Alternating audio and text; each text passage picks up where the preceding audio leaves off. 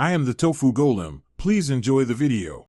You begin by securing and preparing your phone, so make sure backups and encryption are enabled. This protects settings and photos during changes. Next, pick a high-contrast wallpaper that keeps icons readable. Avoid crowded images because they reduce visibility. While you do that, decide which quick actions and notifications you want on the lock screen. This lets you balance access versus privacy. Once done, proceed to the customization panel and open the lock screen editor so you can apply the first visible improvements now. You now adjust the visual and information elements that matter most. Start by changing the clock style and font size.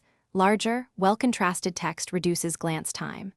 Then, configure notification grouping and concise previews so alerts don't overwhelm the screen but still inform you quickly. Add or remove widgets, battery, calendar, music controls, and shortcuts so the lock screen shows only what you use. Make sure to test interactions once configured. Tap each widget to confirm responsive behavior and sensible layout. You finish by validating behavior across common actions. Test gestures, double tap wake, and the always-on display if available. Confirm responsiveness and battery impact. Once satisfied, revisit privacy toggles to hide sensitive previews or require authentication for detailed content so you protect personal data.